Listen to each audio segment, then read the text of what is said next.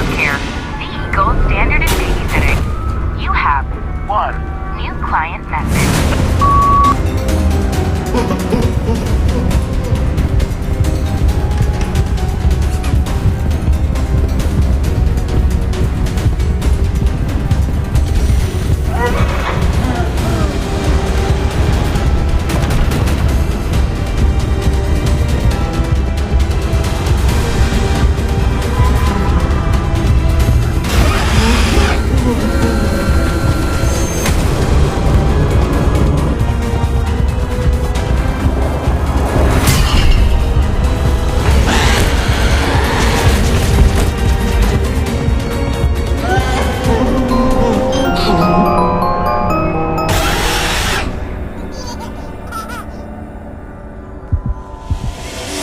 Halo semuanya, kembali lagi bersama saya Sen dengan siapa di mana rumahnya, gimana kabarnya?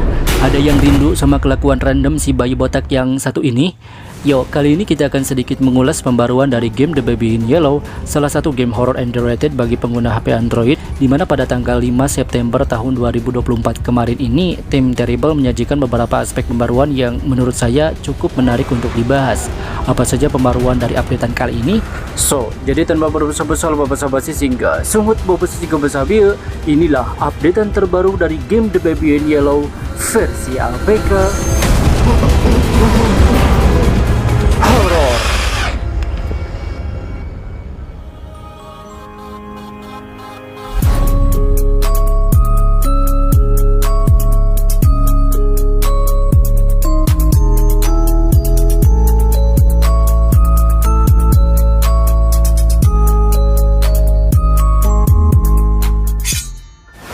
Untuk mempermudah pembedahan, di sini kita akan membaginya ke dalam 3 babak sesuai dengan babak yang tersedia di dalam gamenya.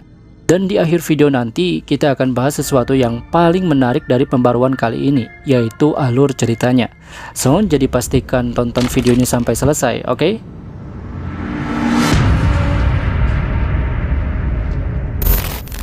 Di babak pertama, setidaknya ada 3 pembaruan yang bisa kita temukan. Pertama, saluran TV yang menjadi tontonan favorit karakter utama saat si botak sedang tidur, sekarang bisa digonta-ganti, tidak seperti sebelumnya yang hanya menampilkan warna kuning saja. Kedua, lorong kulkas yang bisa membuat pengap bagi penderita fobia tempat sempit. Nah, bagi Anda yang tidak suka tempat sempit, Anda akan merasakan sesak nafas di dalamnya. Tidak hanya sempit, lorong yang didesain seperti labirin ini membuat kita merasa sedikit depresi ketika menjelajahinya.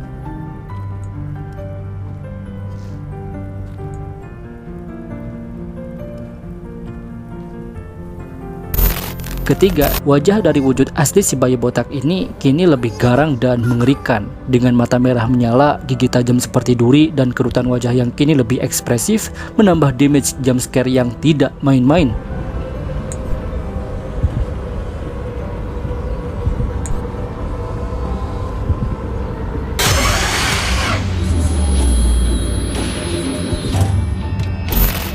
Selain itu, efek visual dari beberapa adegan pun kini lebih ditingkatkan, sehingga suasana horornya pun terasa lebih pekat dari yang sebelumnya. Itulah beberapa pembaruan yang bisa kita temukan di babak pertama. Walaupun tidak begitu banyak, akan tetapi hal itu tetap memberikan nuansa baru yang tidak dapat kita rasakan sebelumnya.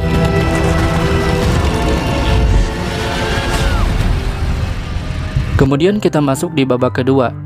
Nah, di babak kedua ini, kita akan menemukan banyak sekali hal baru yang sebelumnya tidak ada di versi mobile. Apa saja pembaruan yang terdapat di babak kedua ini? Pertama, kita bisa menyaksikan kelinci putih yang menuntun kita untuk keluar, sekarang bisa berjalan dengan sendirinya. Tidak seperti sebelumnya yang hanya dibimbing oleh sebuah gambar kelinci, sekarang kita dituntun langsung oleh boneka kelincinya. Kedua, babak ini sekarang menjadi babak terpisah dari babak pertama maupun babak ketiga. Tidak seperti sebelumnya yang masih bisa melakukan pekerjaan sebagai seorang babysitter sehingga kita bisa memilih mau kabur atau tidak. Nah, di pembaruan ini kita hanya bisa melakukan satu hal saja, yaitu fokus pada misi pelarian diri bersama si kelinci. Ketiga, tambahan mekanisme mukul kayu pakai palu. Mekanisme baru ini bisa kita temukan di sebuah lorong rahasia di balik piano di dalam apartemennya Om Pigman sewaktu kita akan mengambil kaset pemanggil iblis.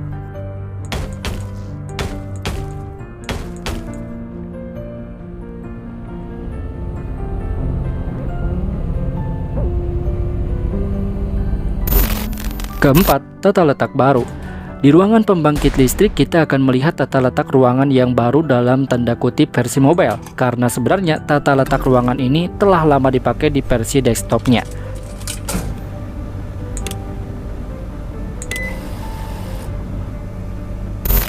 Kelima, jalur melarikan diri jauh lebih jauh dan jauh lebih membingungkan, layaknya cerita seekor kelinci di dalam buku dongeng.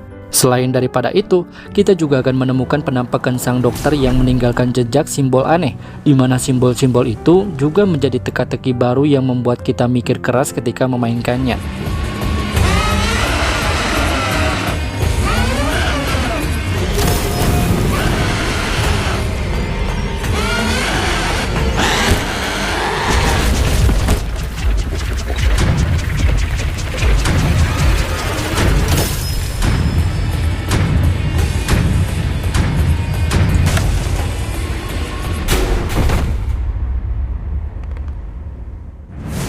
Dan terakhir, ini adalah pembaruan yang paling saya suka, di mana kita bisa melihat bahwa si bayi itu berubah bentuk jadi ukuran raksasa. Ya, mirip kayak kolosal Titan, di mana kita dikejar-kejar sama si bayi ketika kita hendak melarikan diri dari sana dengan bantuan dari pergerakan si kelinci.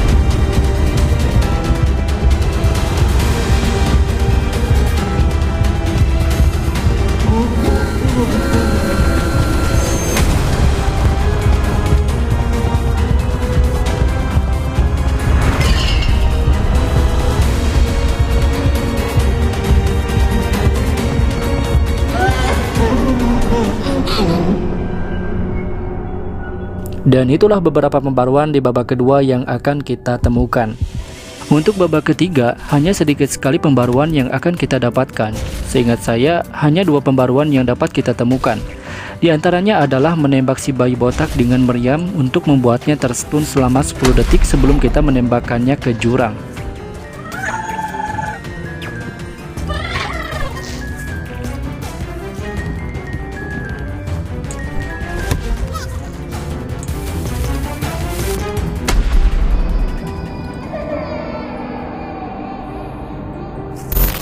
Kemudian, di akhir permainan kita akan mendapatkan scene tambahan yang menampilkan sang dokter membawa tongkat bercahaya sambil mengatakan, "Jangan sekarang."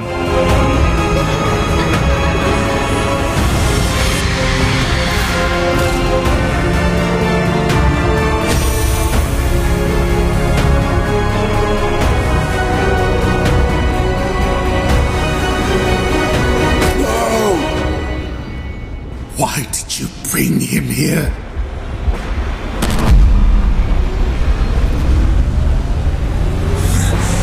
Not this time. Itulah beberapa pembaruan yang akan kita dapatkan di sepanjang permainan. Dan terakhir, untuk satu hal penting yang saya janjikan di awal tadi adalah pembukaan dari setiap babaknya, di mana di awal dari setiap babak kita akan mendapatkan sebuah informasi mengenai identitas diri kita dan identitas dari sang ibu si bayi botak. Gold standard in babysitting. You have one new client message. Oh, hello. I'd like to book a sitter for my little prince. It's for 3 nights. You just need to feed him and put him to bed. Easy peasy. His bottle's in the fridge. The address is apartment 10, Euclidean Towers. And the key's under the plant pot. Take care. Thanks. Kemudian di hari keempat alias memasuki babak kedua, sang ibu dari si bayi botak kembali meminta seorang pengasuh kepada perusahaan yang sama setelah sebelumnya ia mengaku merasa puas dengan layanan dari perusahaan tersebut. Berbeda dengan babak pertama, di babak kedua ini alih-alih berhasil menjadi tumbal, si pengasuh malah dibawa melarikan diri oleh sang kelinci putih, sehingga hal itulah yang membuat ibu si bayi botak marah-marah di awal babak ketiga. Dan di babak ketiga itu, ia kembali memesan pengasuh sambil mengatakan dirinya adalah Casilda. Siapakah dia? Itu akan kita bahas di video yang lain.